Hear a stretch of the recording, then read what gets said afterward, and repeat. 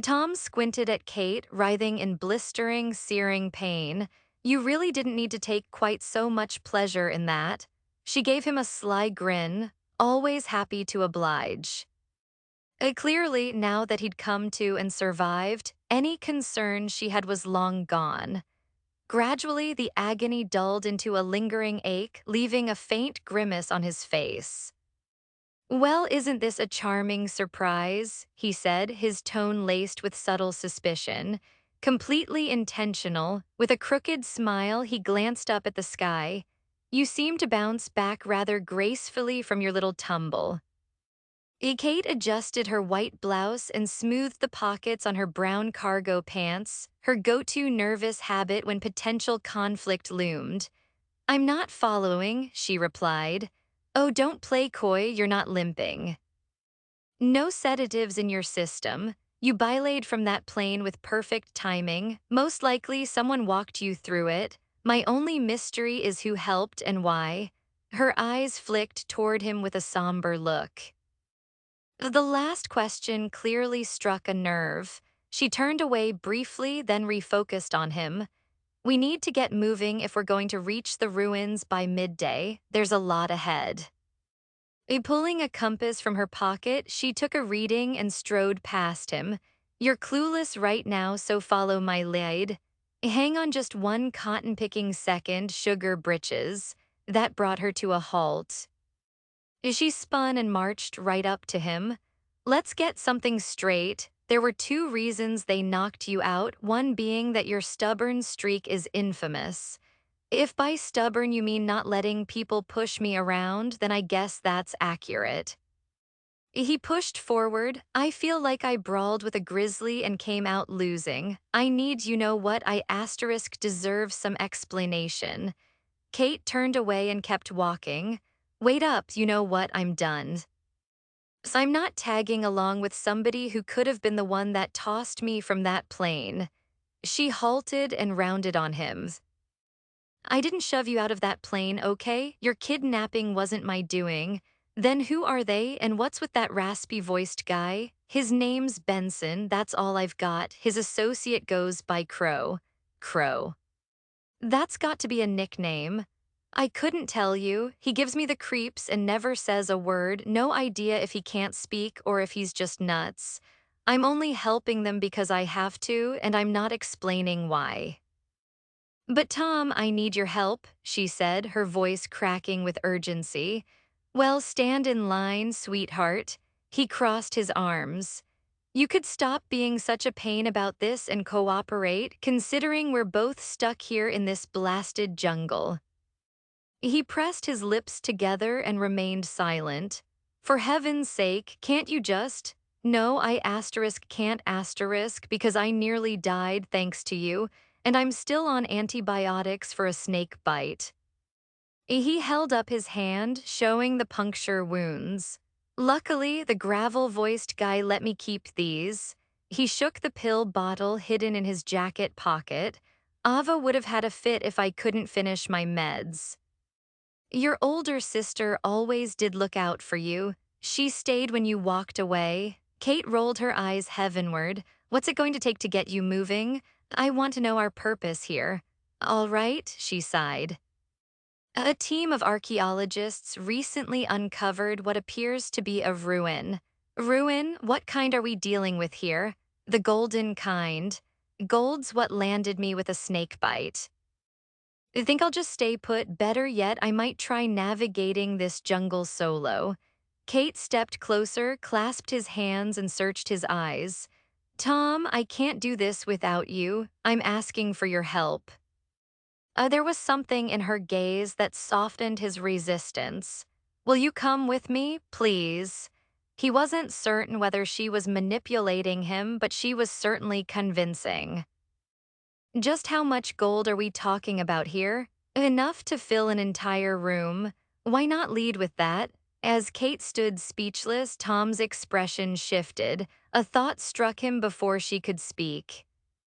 By the way, what was the other reason they decided to drug me? Because you're not exactly their favorite person, she replied evenly, then added, and at the moment, I'm not very fond of you either. I was never in it for the praise, darling. Tom watched her closely. He didn't throw pet names around lightly, but for Kate, he made an exception, knowing full well it got under her skin. Speaking of which, why exactly are you working with them? You ask too many questions and stop calling me sweetheart. We've still got an hour's trek ahead. I suggest you zip it and stay alert. There could be more of those dreadful panthers nearby. They're actually jaguars. Gold Tommy, focus on the gold. He gritted his teeth and sighed. This had better be worth it. Tom and Kate pressed onward through the heart of the Amazon rainforest, lifting their knees high to step over thick underbrush and forcing their way between heavy walls of unspoiled greenery that had, up until now, remained untouched by human hands. As they moved, Tom found his mind wandering back to what might have unfolded if Kate had never left. She'd told him his obsession with gold was the wedge between them. He'd argued it was her distaste for Texas. Yet when she took that flight back across the Atlantic to resume life at Oxford, Tom knew right then he was done with her. If she wanted the comforts of England again, that was just fine with him. Still, he couldn't deny how easily her gentle, warm brown eyes could lure him in like quicksand. He'd always struggled to pull away once captivated. That's why he insisted on staying ahead of her, both on the trail and in his memories. Navigating around vines and squeezing through the knotted jungle, they moved quickly. Machete probably should have made the essentials list, Tom muttered, brushing aside an explosion of leafy greens. The foliage was so vividly alive, it appeared as though Mother Nature had been drenched in fertilizer from overhead. Grunting, Kate said, only thing funnier than a Texan saying French words.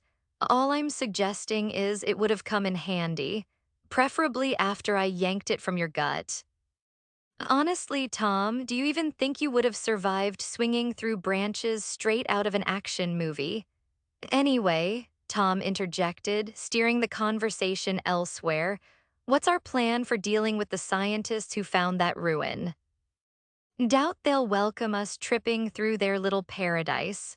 Kate gave a small laugh, but her voice shifted to a more serious note. They're putting together a full expedition to inspect the ruins. That gives us just a few days.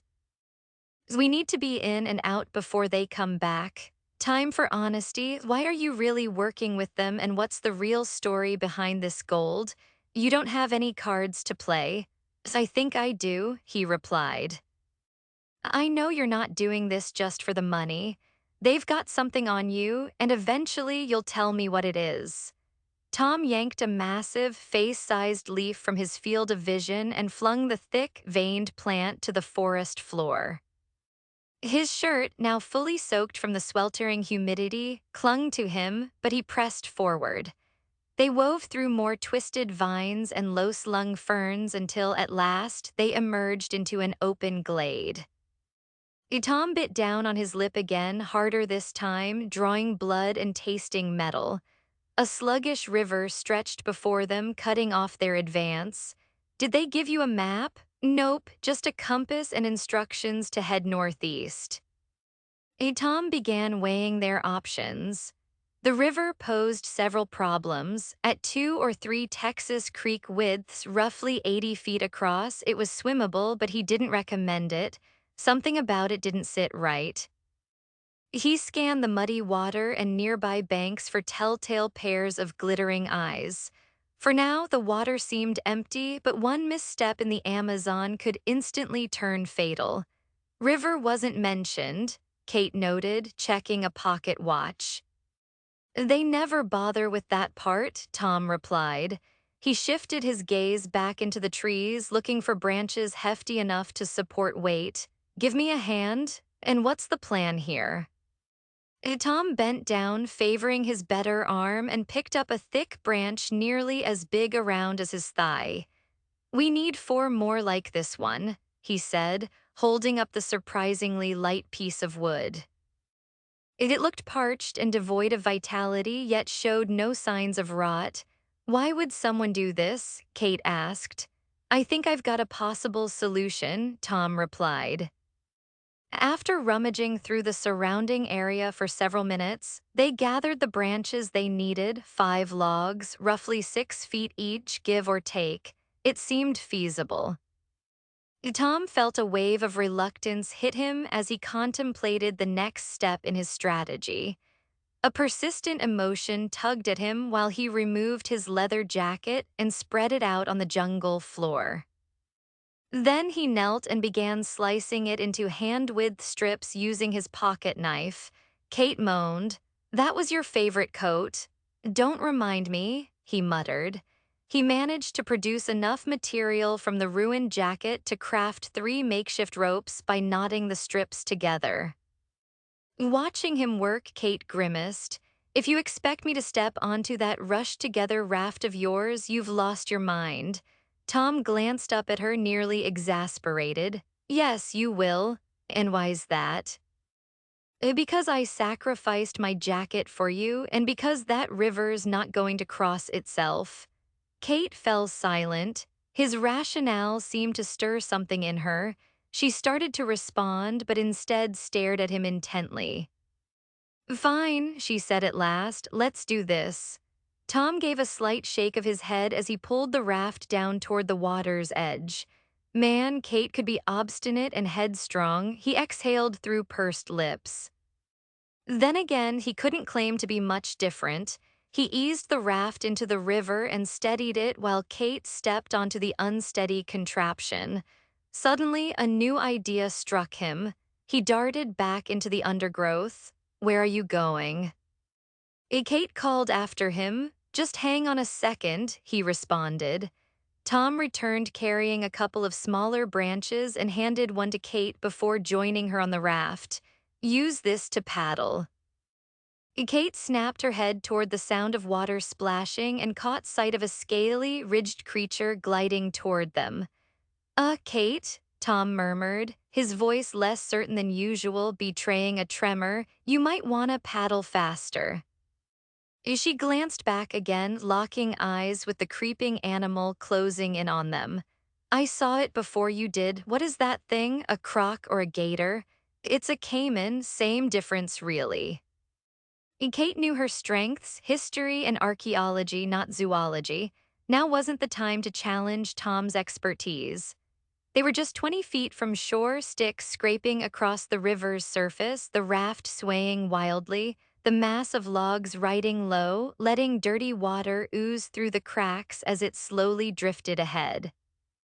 Kate rowed with urgency, her white shirt now stained a muddy brown from splashes.